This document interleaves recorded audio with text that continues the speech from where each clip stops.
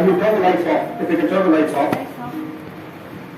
And yeah, I'm not sure if you can see it very clearly. I change the background. Shall I change the background?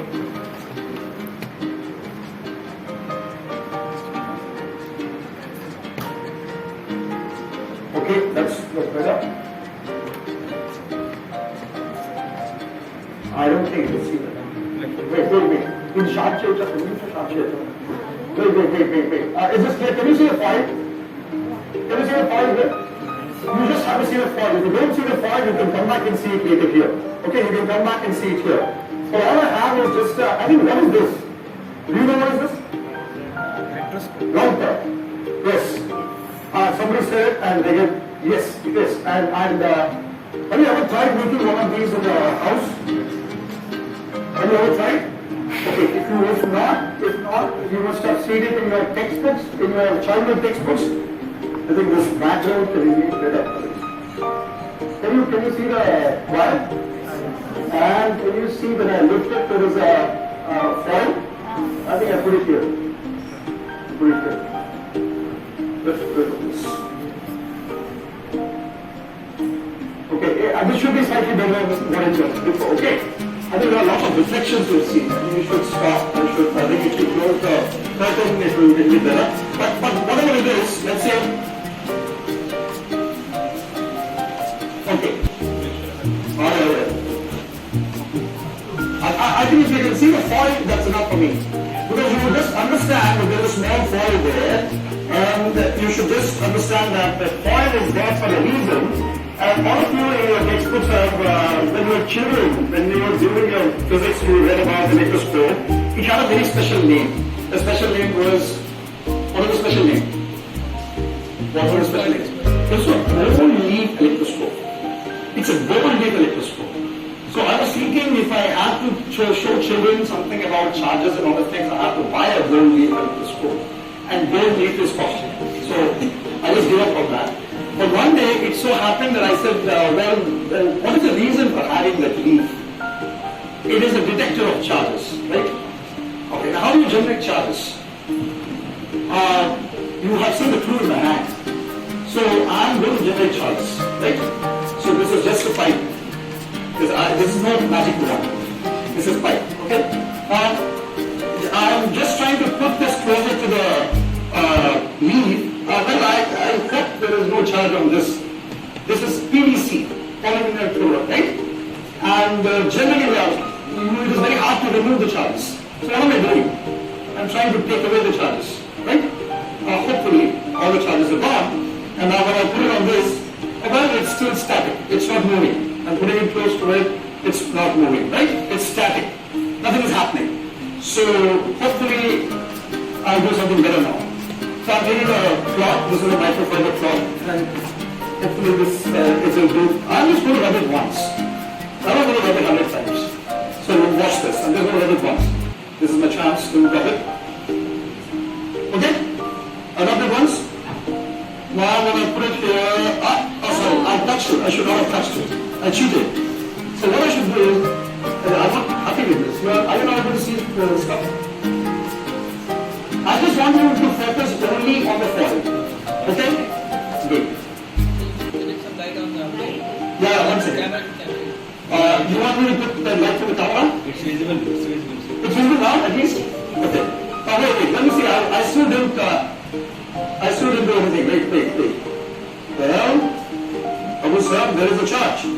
You discharged it already. Okay, let me rub it one more time. Okay, generally, it happens very quickly. One more time. I'm not going to rub 100 times, okay? Well, can you see something? Prabhu sir, your electroscope is not working. Once again. Well, if it doesn't happen for once, not again. I don't know how many times? 3 times? 4 times? 5 times? Prabhu sir's electroscope is not working. Once again. Just wait and see. Well, if it doesn't happen now, I have another way of getting it to move. Yeah. Not just that. Today the day is done. Okay? The charges are getting lost. Let me do it one more time. We'll never go to the next experiment until we get this done. Okay. I have very automated ways of doing it. Do you see it? This says charge of hospital. Generally on a dry day, hopefully this is a dry day and I think the AC is making it damp, the charges can very easily get generated. Okay? So 1, 2, 3. This time I'm very revengeful. Okay? Let me try out doing it. It's moving, I can see it moving but you can't see it moving. So this needs more. Okay. Let me do it one more time. If this doesn't behave, I'll show you an automated way of generating charges. Okay? Here, can you see it moving? Yes. Can you see it moving? Yes. Can you see it moving? Okay, I just want you to tell me what is happening here other than just charges getting generated here. So if you really see it, I hope you're convinced that it moves without touching. It is moving without touching. And I had to do an extra job today just to rub it so many times. And unfortunately on a very good day, dry day, the charges are hitting. Can you see? At least if there is motion. Now the dabba is there to just make sure that the fan air and the room air is not disturbing it and you're not seeing the wrong thing. Okay? You are seeing the effect of volume and you are seeing the effect of the charge. And if someone can tell me what else is happening other than this deflecting this, why is the deflection happening? You can write down on your sheet of paper about what you think. If you are shy, if you are bold enough to talk and expose your ignorance, you can talk, it doesn't matter. There is nothing wrong in being wrong. And you can just try to explain it in your own words. Okay? I will read to you. So just take a minute and just see why do these leaves deflect? And I haven't touched it. I just brought it very close to it. So what else is happening? I'm waiting for that one word that I want to hear. Very good. It's inducing its charge. So as long as you don't touch it, you are inducing the charge of it. What charge is that? You saw it going like this. So how does it go like this? Why does it go like this each time you induce the charge? Same charges. Professors are not supposed to give the answers. But they can after that. Okay, why does it deflect like this? Repulsion. It's a light charge. Right? I'm asking you a very simple question, right? Okay, what happens if I touch it? Pardon me? The charge will less than the charge. Will it still be deflected? Okay. I wish I would have shown you that, but an answer to that is you either induce the charge when you're coming close to it, and then the opposite charge gets induced. Same charge sits on the foil. True, it depends. When you transfer the charge also, the charge goes and sits on the foil. Maybe it's an opposite charge, but it will still deflect. So the answer is, it's not that it will not repel. It will repel. There is this not so high precision equipment, but then the idea is, when you are transferring charge to it, you are materially transferring the charge to it. Positive charge, let's say. Negative charge, let's say. Goes and sits through the purple, it just goes and sits on the foil. And the same foil has the same charge again, but maybe opposite side. It will repel. And it will stay like that. What was happening when you were inducing it was, when you were inducing it, the charge was staying there as long as the field was there. Otherwise the charge was not staying there. Right? And when you transfer the charge stays there and the repulsion is there. Okay, so now I'm inducing it. If I actually touch it, you can't see that very nicely, but it stays there. Right? So the worst thing about PVC is sometimes when you charge PVC, and this container is also PVC, the charge can stay there. So if I want to demonstrate something, I have to be aware that, hey, I'm not completely clean. I have to completely ground the charge, completely remove the charge. And then only I'll be able to illustrate the next part of the experiment, right? Now let's do something a little bit more sophisticated. Okay, so this is simple rubbing. What I did is simple rubbing. Okay, it took quite some time to to charge. I want to go after the simple rubbing. Now I think you don't need this, but I can, if I can have the lights, I want to show a very gentle, elegant toy that really is fascinating. And whatever you're doing by way of rubbing your sheet with this thing, rubbing your PVC pipe with this thing, I promise you, it's the same thing happening here. There is a battery inside, and the rubbing is going to happen inside, and there is a place that I'm going to put the charge. This is cardboard. Okay? And you will see, I'll show you the detailed structure of this. You know, now you can come after the top, open this up and see what is happening inside. Okay, so just believe me, this is a sophisticated way to rub. Very sophisticated way to rub. I don't have to sweat when the ray is not coming up, it's not showing up. So let's put this here, again in front of you, because I don't need that now. I can, let's see if the lights are on. Actually, those two foils should be very close by, okay? So let's do this. Do you see them deflecting? Off. Off. Off, right? So can you see that happening? So something is, some charge is getting generated, and charge is sitting on this. Obviously, it has to come from there to here. Maybe it's a field effect, but I'll show you something else interesting. What is happening is, if I really make a very light foil structure, and now I want you to observe very carefully what I'm going to do. I want you to watch. I'll start off with a small light structure, and I'll just release it. I want the fan to be off. If you can turn the fan off, please. Because when you're doing an experiment, you should see the effect of only the experiment, not the fan, not the wind. Okay, now watch. It's the same aluminum foil. Oh, it's windy. It's not windy. Okay, let me try here. Because this is less windy. So, this is not charged. Believe me, it's not charged. I mean, you want to try testing it, that is not charged. This is not charged. And just watch what happens when I turn this on. And you know that this is rubbing, this is generating charge, anything else, okay? So I'm just going to drop it, and you just want to watch very carefully. I'm going to ask you a question after this, okay? So if this drops, and it touches me, oh, what's that? What's that? So what just happened? Did you notice the moment of truth when now it is bloated, right? It is bloated and it's floating. And as long as I keep press my button of this red button on, it's floating. Okay, now I'll let it come closer to a surface. Just see what happens when it comes closer to a surface. I want all of you to come and play if you want, but see what happens when it comes close to a surface. Start. Okay, can you tell me what all happened? If someone wants to shout out the answer and the reason, you're welcome. If someone wants to write the reason, you're welcome. But I want you to guess. I don't want to give the answers away. So, it's still stuck there. And I think it will be stuck till the class is over, or till the lecture is over, till the class is over. I want someone to attempt. What is stuck there and what happened before? Come on. Either right or at the top. Take some time, take some time. Okay, the first way of learning physics is to attempt it yourself. Think about it yourself. Second way of learning physics is to talk to your neighbor.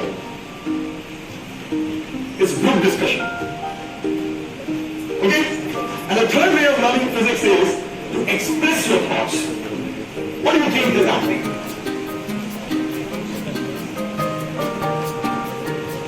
Okay. So somebody has to talk.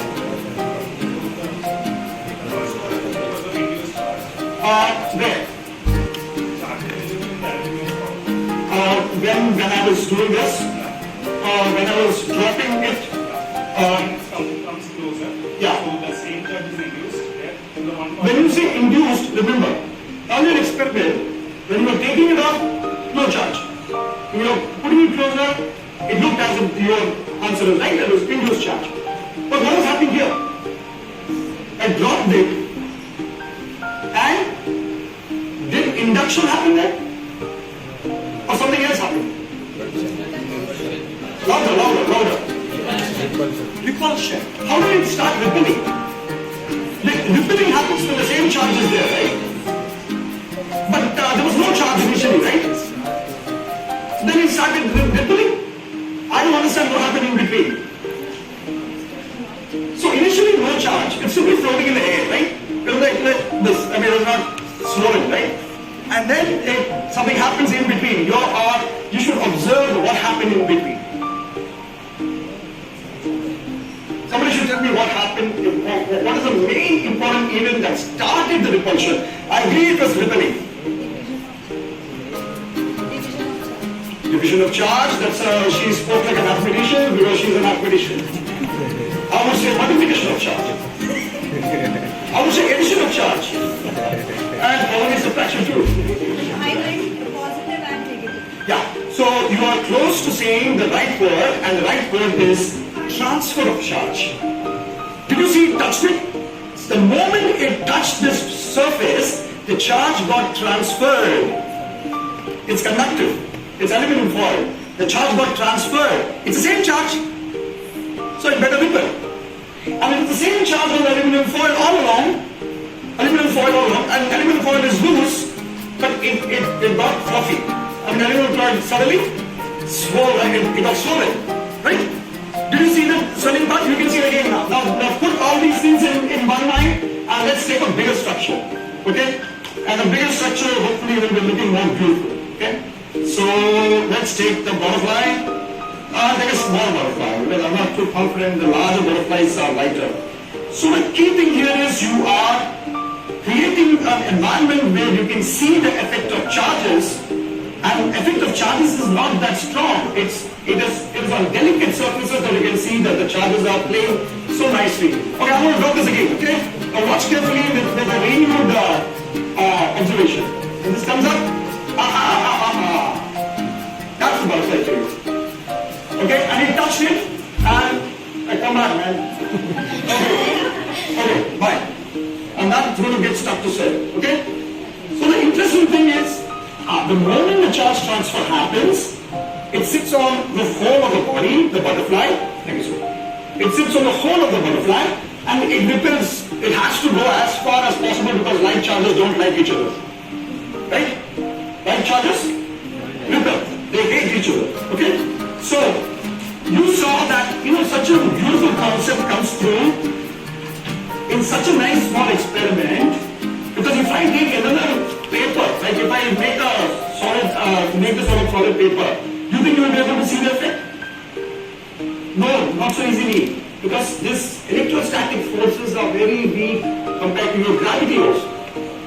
If you fall, it won't really show the effect of the size, and the paper itself has its own, it will become crumpled so easily, right? So this is something that gets easily crumpled.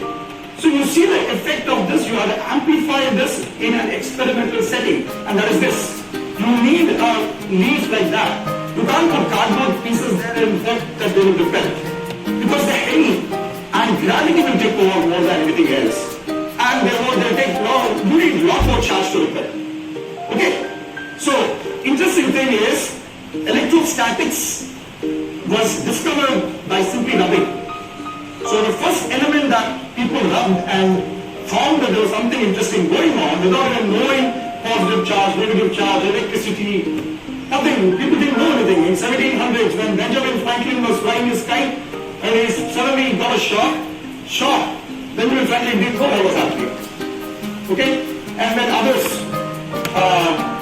started investigating amber, it seems that there was a material called amber, and the very word electricity comes from amber. Electricity means amber for the Greeks.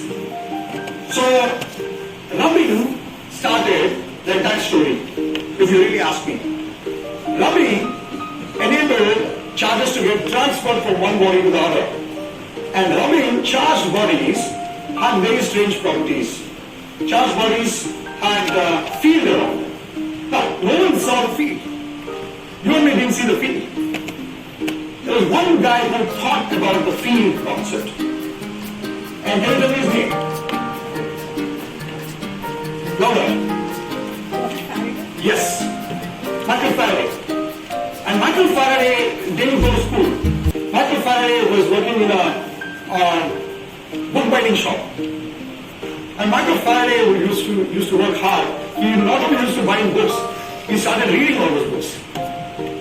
So while he was reading all those books, he got fired up. Michael Faraday got fired up. And then slowly, gradually, his interest in science grew, his interest in electricity grew, and his interest in investigating this through experiments, ingenious experiments grew, and he ended up becoming, the scientist of the station that he is today, and he was, I think, the head of the Royal Institution in London, in Britain. So and he has written a wonderful book on the chemical history of the candle. I mean, they do so many things in their life. Chemical history of the candle. Okay, so books worth reading from great scientists who got such insights, and we move on with that story. So, if anyone wants to see what is inside this, well, I'll let you open this in a series after the class. But let me tell you, this is the next one, which is the amplified version of this. This is amplified. If some things are rubbing inside, you can see that clearly here. And what is this? What is this? If anyone can tell me the name, this is the Van de Graaff generator. The Van de Graaff generator was our 11th standard, 12th standard schematic diagram that all of us used to by heart and draw the diagram, label it, and expect 10 marks out of 10 when it is asked in the exam. Van de Graaff generator was something that we just went through when it was dry. Oh, something is rubbing something and it goes up and generates huge voltage. So what, right? Boy, I get 10 marks if I get right, right? Well, I also was like that. When I read about Van de Graaff generator as a kid, I never knew what fun it was to actually see a Van de Graaff generator, to play with it. It was serious business in 1700s. It was serious business during Edison's time and during Tesla's time. It was serious business up to 1930s. And people thought that they can really solve the world's electricity problem. All of this. Okay, we are not solving the world electricity problem with this now, but we are at least playing it. It's a toy model for me. So let me turn this on, and I want you to just watch what fun happens here. What you're seeing here is, if you're not able to see, I think this is the time to again use the camera. So let me just put this aside, and story is over. Now starts the fun, and the fun will Van de Graaff. A very simple thing, okay? Can you see this? Now put it aside. Can you see this? Can everyone see this? Those who are not seeing it can please come forward. You can also come forward and sit in this chair. You can sit next to me, you can sit around it. It doesn't matter, okay? Now, what is happening here is a very simple thing, okay? This is a belt. This is like, say, polymer. It's like a plastic thing or something. It's a flexible belt. And the belt is going to turn, but there's a one interesting thing happening. There is a metal piece here, and that's aluminium. So the piece sits like this. And this guy runs. So guess what? Charges will flow from one to the other. Which way? What charge? Positive or negative? For the time being, you don't have to worry. There is an entire series called tribological series, which lists if you rub glass with silk, silk with wood with something, which charge goes which way is all documented. But for now, we don't really have to get into tribology. We are just assuming that some charge, when this rubs to this aluminum thing, usually metals have a lot of electrons. All of us know this now. But we should assume that we don't know it, okay? And we should think how they thought when they were discovering these laws and discovering these instruments. So some charges get separated by rubbing. That's the way you look at it. So the charge gets carried up, okay? And let me just take this out and show you the truth here.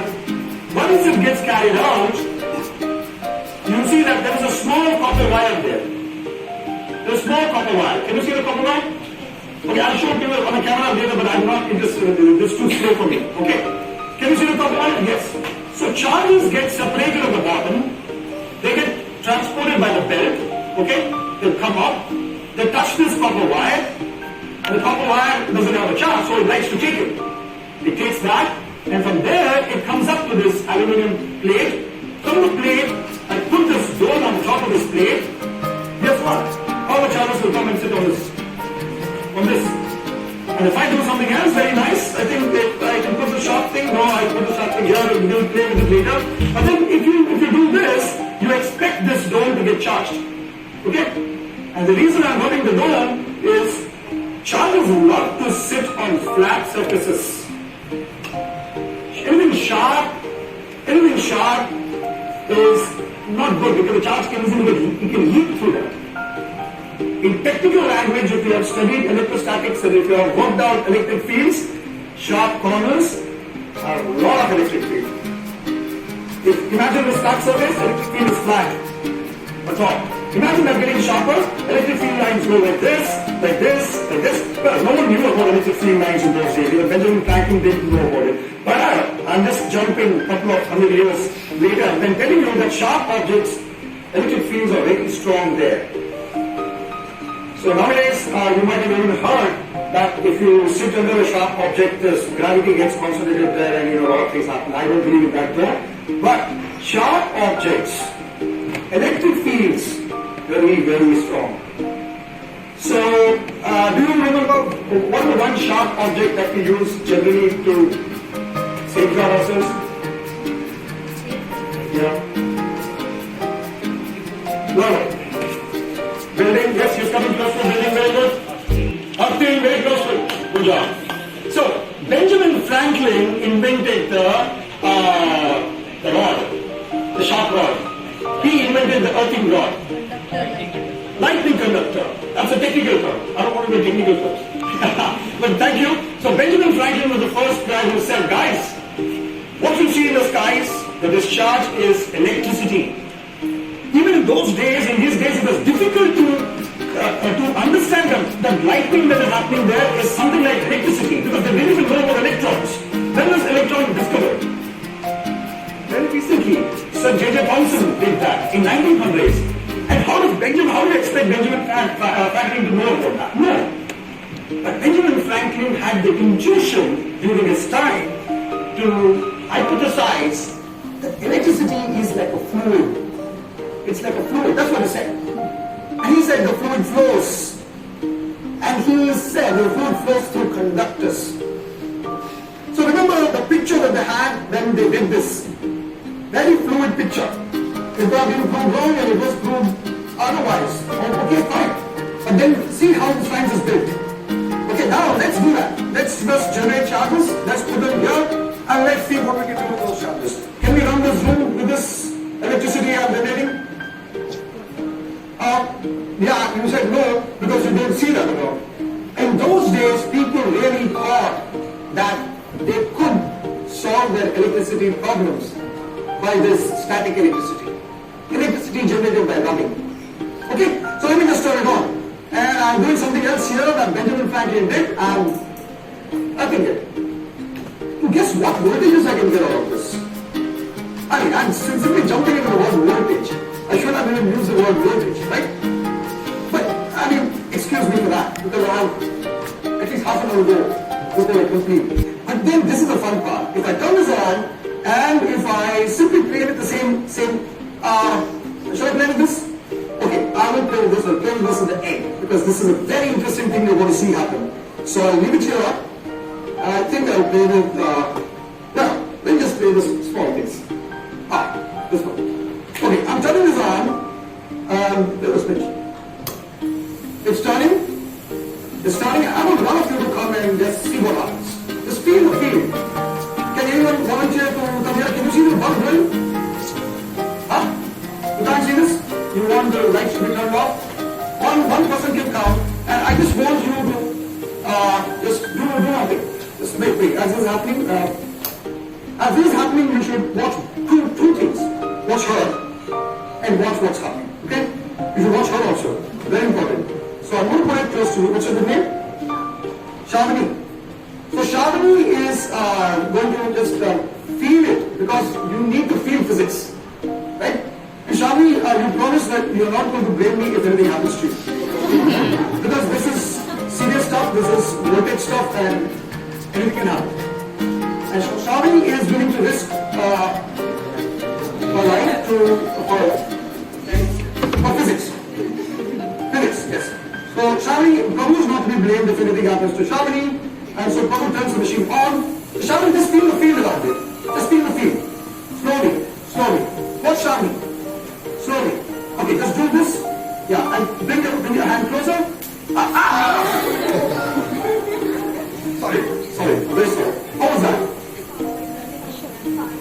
You would like it again? One more time. Ouch! Okay, now Swami, please take a seat. Thank you so much for giving your, for risking your life for physics. Okay? And I keep telling this to all the kids I do this. Can I have a lights on, please? Yeah, lights on, please. Please.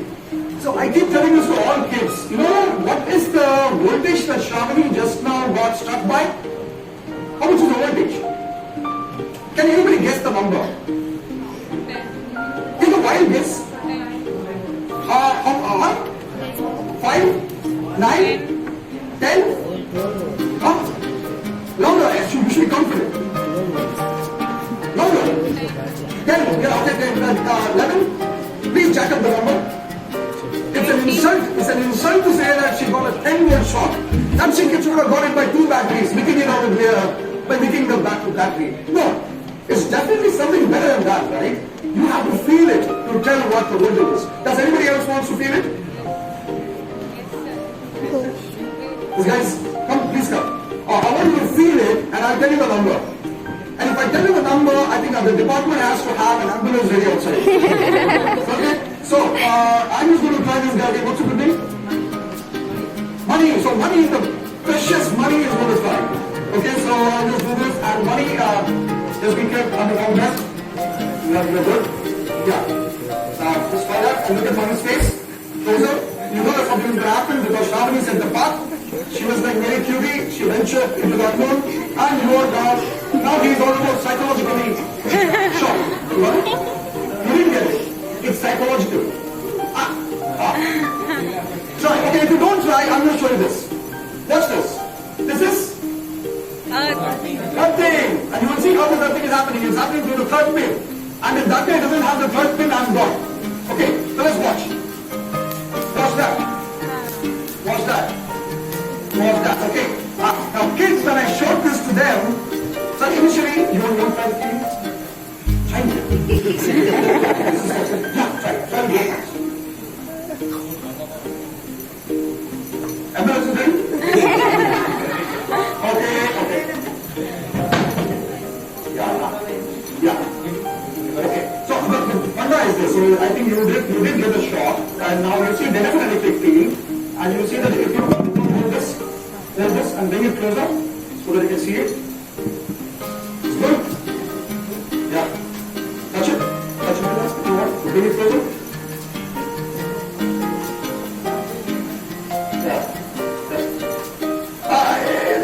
I was expecting you to throw this. You know, right? At one point of time when you really bring it closer, the charges get transferred, they go to you, and you feel that shock. And you know how much is the voltage? Can anyone take a guess? And now, I'll tell you the number. And I'll tell you how to calculate it. You just experienced 20,000 volts. Yes, not 5, not 10. 20,000. How do you pull up the number 20,000? Does it just scare you? No. You see what was happening when you got your hand closer to this sphere? There was a spark. You saw the spark? That's like mini lightning in the lab. Mini lightning. And I'll show you wonderful lightning towards the end. So the spark, please take a seat, Mani. Thank you, Mani. So the spark indicates what? What does spark indicate? If you write them down, you want to guess.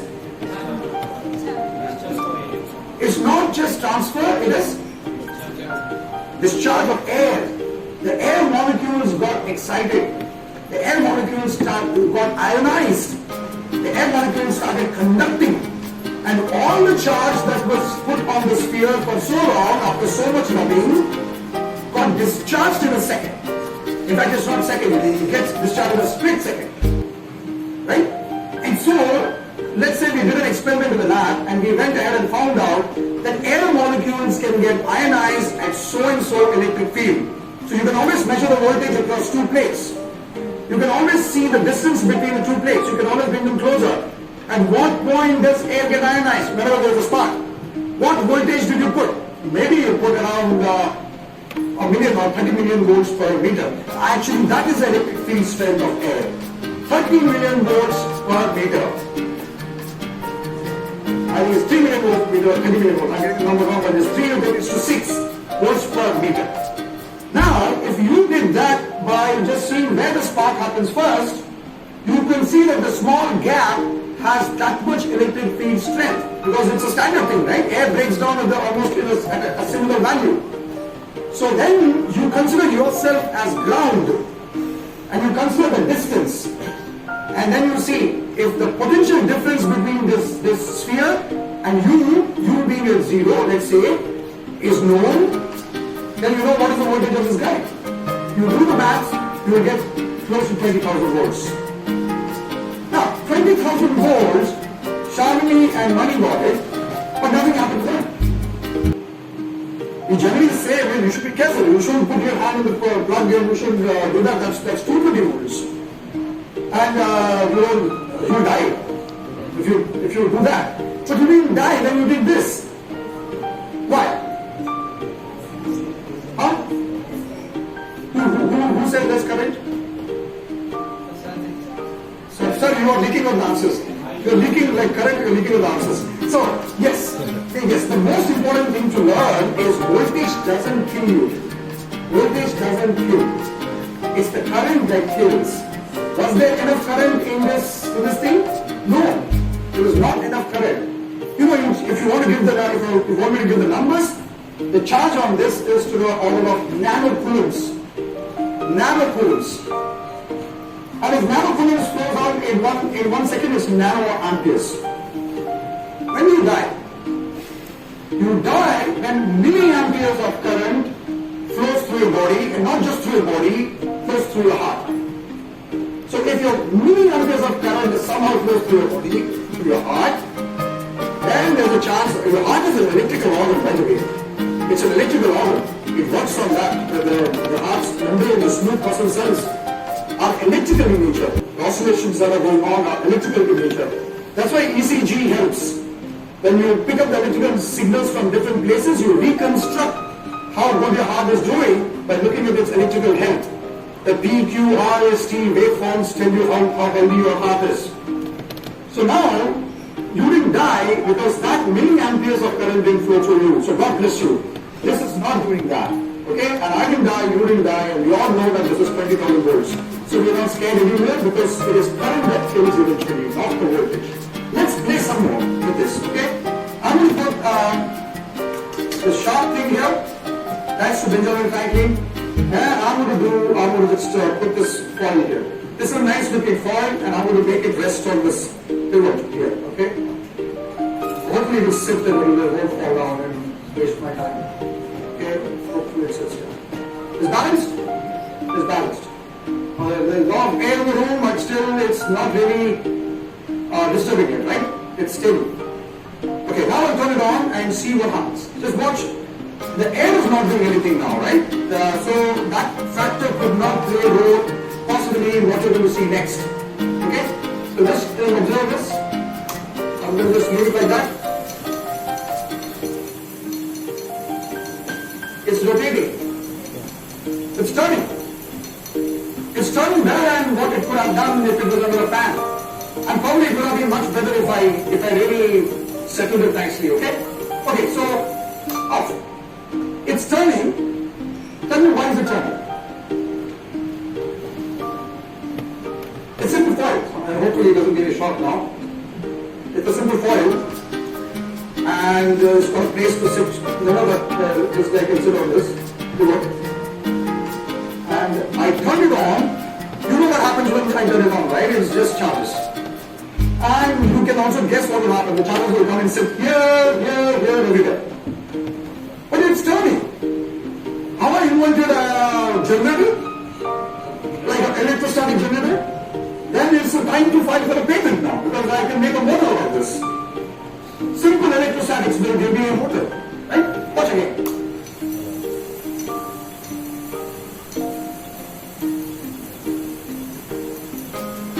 Right? Did somebody get the video? Thank you. Please send it to me later. Okay? Now, why is it turning? Louder.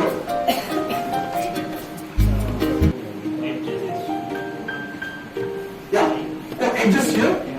Here. Okay.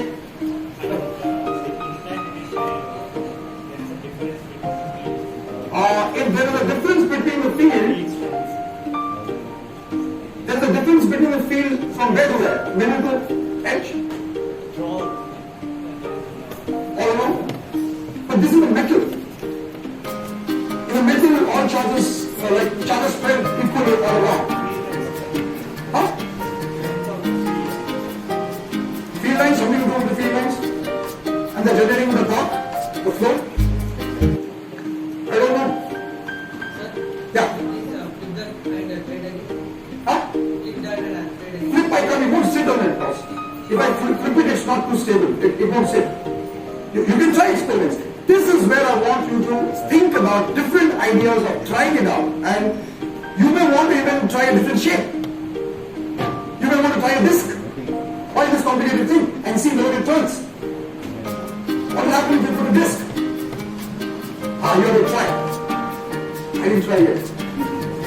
But there is a way to understand this, and I will just give you a clue. I will tell you that's the answer. I want you to think, and this is how it progresses, right? You know the charges, you know like charges are like charges, you know charge transfer happens, you know there is a field around it, you know lots of things about how this got charged automatically, you know that it was 20,000 volts, you know all that stuff now, right? Now, when you're looking at this, I will ask you to focus on the sharp point, the pivot, where the charges are getting onto the plate, onto this star, okay?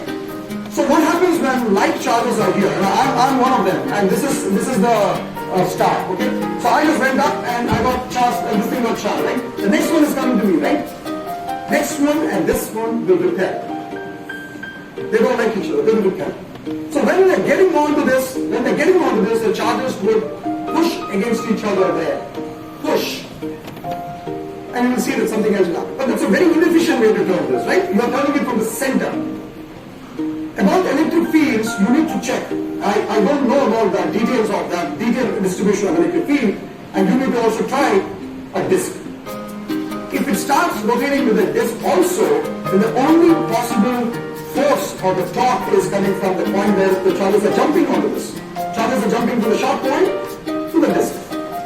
That generates a small force required to turn it. Okay? So that's one thing. Electrostatics is fun. I still haven't even talked about anything else that what happens when the regular stream of charges flow. When the regular stream of charges flow, you get